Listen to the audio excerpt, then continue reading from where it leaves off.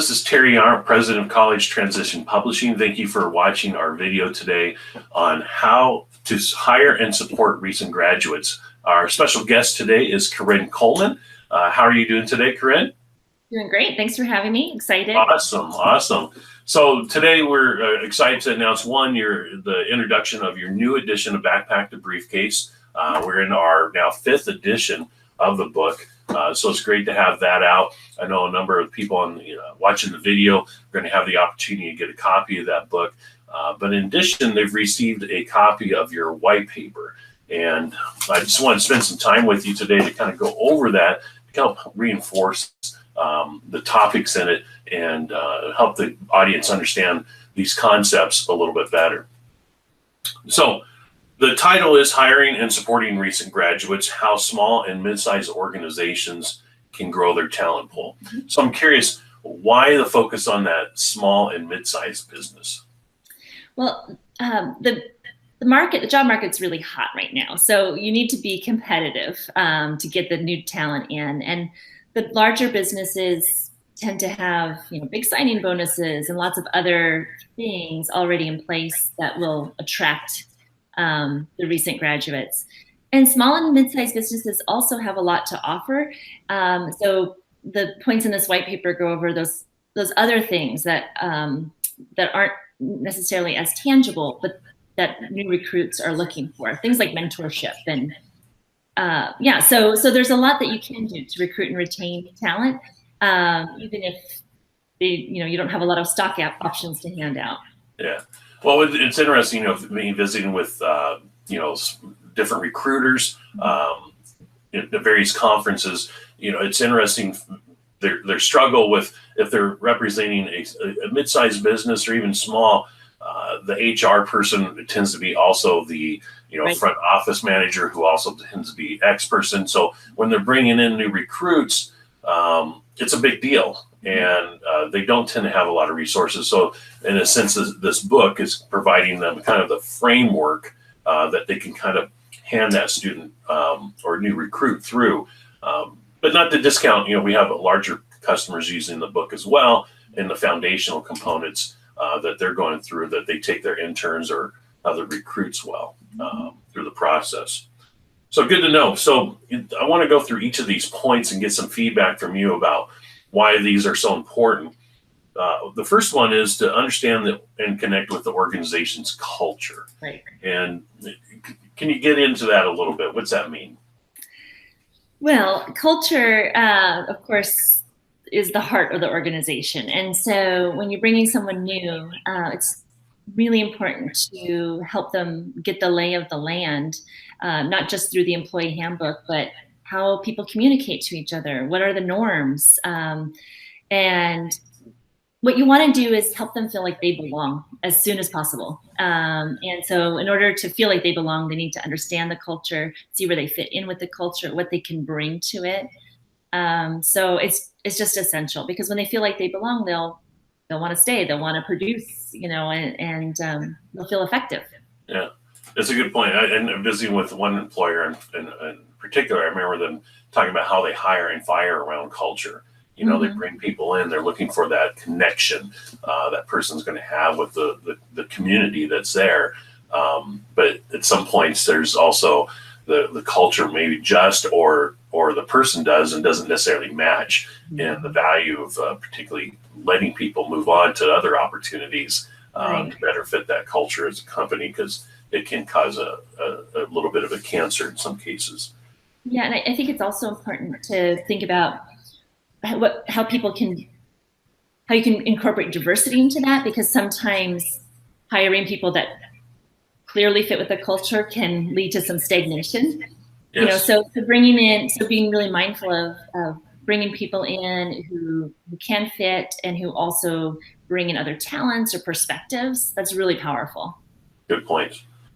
The second item you have here is about connecting with the people. And, this goes along with a little bit of the culture aspect, but what is it that you believe is the important part of that connection? Well, again, it goes back to belonging, and also beyond that, it's about work functioning, right? So you need to know who the front office people are, who the HR people are, who are the people that work in other departments. New hires really appreciate meeting the people at the upper levels of the organization and feeling like they connect in that way. And that can also give them a view into where they might move in the company. So they might be starting at kind of an entry place, but if they are already able to access and rub elbows with people in other departments or upper levels of the company, they can maybe see themselves developing, professionally within that company rather than jumping from company to company to do that. Yeah. And a little tip I'll throw out to our recruiters, our HR department team members on this video is I know one of the things I do with my new team members is to encourage them. It's almost like a scavenger hunt. I give someone a $50 gift card within the company, and I tell the new recruit, someone in the company has got a $50 gift card for you. You have to find it. And but encourage them during their breaks, during their time, they go out throughout the company and introduce themselves. And those team members tend to have the best success because they're engaging, they understand different components of the company quicker. So yeah, definitely connecting with people is huge. Great idea. Mentorships. This one's a big one. We see a lot of it in social media, particularly when it comes to this, the millennial groups, new college recruits, but even some of our veteran employees. There's a value to this. So explain what your point is on the white paper regarding that new hire. Right. So mentorship is that next level of coming into the culture, right? Having someone who already knows the organization really well, who's a master in their field, who can nurture the new talent along. Mentorship is really, really important. New hires are looking for that. And so when they hear that there are when there's a mentor program available to them, that's very appealing. And it's also really tricky to establish. You need to make sure you fit people together well, that you provide the mentors in the organization with some structure so that they can do that important work of mentoring really well, and that they understand the importance of it too, because sometimes the employees who have been around for a while, they're so busy with the work that they normally do that it's a real challenge to add on this other task of mentoring. So to make that mentorship, to embed it into the culture, it's really powerful, and it's difficult to do. It takes a lot of foresight. Correct. And I could see this particularly for the small, mid-sized business that everybody's got something to do. They're busy, and to take on that role is a challenge, but it also means a lot, as you mentioned. I find it's beneficial when you're creating that mentor-mentee relationship to make sure that there's clear parameters. You're focused on a certain thing, put some time frame around it. So it's like, hey, for the next 6 weeks, we're going to mentor you on time management or, engagement with the customers or whatever it might be. Tends to be, having clear focus. And of course, there's tons of resources out there to kind of guide you through if you're not familiar with setting up a mentor program. Yeah, but the organization can definitely set up that structure so that it's so that the mentor and the mentee can focus on the relationship and the tasks rather than what do I do now? So it's important. Clear expectations, right? So, and self-efficacy. So these are 2 points that sometimes we see that in the companies as we start structuring these things about having clear expectations. But I'm interested more in the self-efficacy component. Yeah, self-efficacy is what we all look for in a job, whether we're a new hire or not. But this sense that we know what to do, and we have the sense that we can do it well. We might not be there yet, but we have the sense that with resilience we can get there. So when people feel like they're doing important work, when they feel like they have the tools for doing it well, when they are encouraged to be independent, they tend to thrive. And I think it also relates to the amount of maybe voice and input that they have within the company. So after a while, maybe not the first week, but after some time, if they feel like they have self-efficacy, they also feel like they can contribute ideas, and that should help the overall organization. Yeah, great. And I think this leads into the next point, which is the feedback section. I know, for example, my team, we have weekly for 45 minutes. Every week we're checking in, talking about their expectations, their goals, things like that. But it certainly can be one-sided, and I do my best to avoid that, to have them kind of lead the discussion, but also kind of guiding them down that component to give them feedback on the expectations that they have, my expectations, the goals we set out. Is that what you're talking about in that section? Yeah, this group, along with the millennials who came before them, they are used to getting lots of feedback, and they crave feedback. And it starts, of course, in school. And as you know, I'm a high school teacher, and so I'm really familiar with the level of feedback that students get at the secondary level and then continuing into college.